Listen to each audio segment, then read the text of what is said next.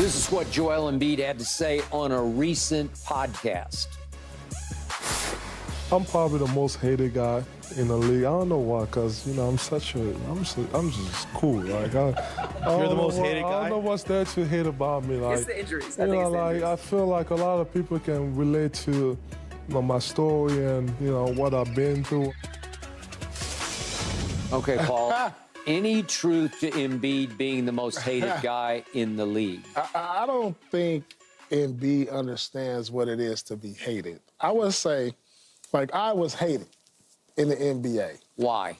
Well, it has a lot to do with the Boston Celtics and the rivalries with Lakers, Heat, Knicks. Wheelchair, whatever you want to call it. Yeah, people hate that when you're good. But I would look at us as being more disappointed in Embiid, not hate. You know, and he'll get, you know, the criticism because sometimes it looks as though he's not in the best of shape, because we know Embiid at his best is probably the best player in the league. Yep. I mean, at his best, when he's in shape, getting up and down. We saw that a year ago when he won the MVP, and he probably could have won it the year before. And then if he doesn't get hurt this season, he probably could have won MVP again. So I would look at it as a little more disappointed, I would say. I mean, I think he has a great personality. I love the way he trolls people. You know, I don't think it's hate, Embiid. I just think, you know, when we know that you could be potentially the best player in the league for the last 3-4 years, and then the injuries, and then not being in the best shape, and then not really going too far in the playoffs, I think it's more disappointed than hate. Let me tell you, hate is when you're booed in the All-Star game, as I was, Skip. It was in Los Angeles during the three-point contest. We're gonna boo you for sure. Yeah, it was in Los Angeles, three-point contest. They introduced me, I got a boo. Yeah. Like, he doesn't know. This wasn't the one you won, no? No, this is the one I defended and lost. Okay. I defended it the next year. When he got booed, he got spooked. So no, I came in second still. I came in second. So, like I said, it's more of a disappointing thing in Embiid because I know how great he can be. And, like, when I'm watching him here with the USA team, I'm a little disappointed because I know he's not in the best shape right now, and I know a lot has to do with the injuries to his knee. If you look, he's wearing a huge knee brace on his knee underneath the you know, the under sleeves of his what he's wearing. Knee sleeve or whatever? Sleeve. Yeah, he's wearing a huge knee brace, and that could kind of limit him. So I don't think he's hated. You know, I think he's well-loved, actually. Yeah. So that's all it is. He's very, look, first of all, he's not the most hated. Okay, let's just cut to the chase. He's very sensitive of the criticism that he gets from his injuries and not winning at a clip that people expect for him to be at. Okay, just trust the process. The process is over with now. You've gone through multiple All-Stars that you played with, and you've yet to advance. And it's not your fault that Kawhi hit a bank-the-boom-bam, dropped in late in the corner. What you call it, a bank-the-bam-boom, bounce around and finally go in. It's not Embiid's fault, okay, in that situation. But because, like Paul is saying, there's so much potential that's there that people want to unlock it to the point where we're looking at this and we're saying, oh, he just won 3 in a row. You know, he just won 3 MVPs in a row and 2 championships. All of those sort of things, and he's very sensitive to that because he's just a big old teddy bear. He's like a Shaq, you know, type personality. How you gonna dislike him? Man ain't done nothing to nobody. No. But he's sensitive to that, the criticism.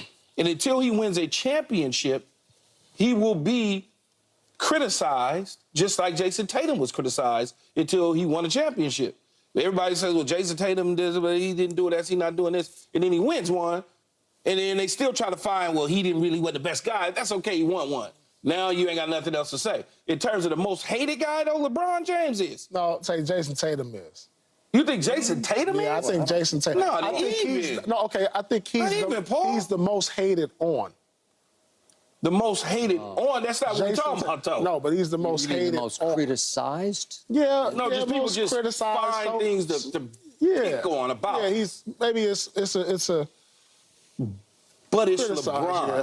yeah. Until this LeBron year. is still, to me, the most hated guy in the NBA. Right now? Yes, man. Wow. No. Because if you look at how he's gone about his business, he decided to do this, he gonna leave or go over there, go leave over here. Every time there's a criticism, he come to LA, his championship. Well, you want to call it criticized? LeBron was most hated when he was in Miami. No, but I think that was the peak of his hate. But I think when he went to Miami, no, not so much LA. In his career, 40,000, sons in the NBA. That's all cool, but they want to see. No. They want to see him fail more so than they want to see his Miami, success. No, Miami LeBron. I'm not saying, Paul, that it wasn't at the height. All I'm saying right now is that he is the most hated person as far as I can see. It's always he's chasing Jordan. He ain't the GOAT. The Lakers can't win. What has he done in L.A.? He's got to get another player. It just goes on, and the list goes on and on and on and on and on. It ain't Draymond Green, because Draymond ain't a big enough guy. It ain't Dylan Brooks, because Dylan Brooks is not a big enough guy. I'm just saying, but I could be wrong, but I think, honestly, it's LeBron. Now, all of a sudden, they hating on the son because they can't hate on him as much. So now they put it together. Give me another one. That's criticism, like you said, with Tatum then. Like, hated was Miami LeBron. KD Warriors, that was like hated. You know what I'm saying? This is just criticism right now. It's a difference, like you said. I still think you talk about the hate part of it, I think it's LeBron. All right. I don't know. So maybe think about this. There's a new way to get interviewed, and it's on these podcasts where you've got 4 guys on a couch, including Joel, who just kicked back completely on the couch, just chilling, right? Just kind of ramble talking, just whatever comes into his head, he's talking. I'm not sure he would have said what we just heard him say in a formal interview, standing in his locker post-game, or maybe sitting on a dais in front of the gathered media, because that's serious business. It's more formal. Yeah. But this is where you're playing to sympathetic voices because they're all with you. You know, everybody's with you. You're all friends. He knows those guys.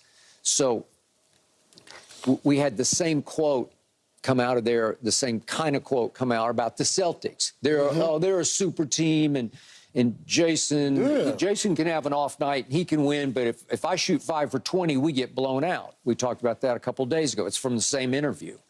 Well, on this one, it's another, oh, woe am I quote, poor pitiful me quote, and they're all saying, yeah, we're with you, when he is the least hated. I don't know anybody who hates Joel Embiid. No. He's fun and he's funny in interviews, and he doesn't inspire a drop of hate, but he does inspire frustration and exasperation on the part of the fans because, to your point, those Philly fans, they're tough, but they're smart. And they know, they see what we all see. Look at him. If he just get in a little better shape, he's the best player in the world. Yes. It's why he starts for Team USA right now, is because they see, well, he's better than anybody. When he gets right, and they're hoping he's kind of playing his way into shape. Yeah. But he does have a knee issue because he's always got some issue, knees. He's had ankles, he had backs. Yep. I know people in an organization, he drives them crazy with his lack of fitness and his lack of focus on what he puts in his mouth and swallows, what he drinks, what he eats. That he has no conscience about that because he's so good, he thinks he can get away with it. Yeah. And for a while you can, and then you turn 30 and you know what starts happening. It just gets harder and harder and harder, and it's diminishing returns, right? If you don't do the work in the offseason, you're not going to get the returns when it matters. And he's getting worse that way, and he's had injuries that shut him down. But he's never been there and been completely right for that franchise when they need him. He was right last year when he won MVP. And I thought he was right. Well, started this season actually. Okay, but in the playoffs last year, he was not right. Yeah, it's up and down with him. And that's where the frustration builds, and that's where the disappointment builds. It's, the Embiid is arguably the best center skill-wise to ever play the game. Well, he just did. Like he is. Yeah. And so that's why we get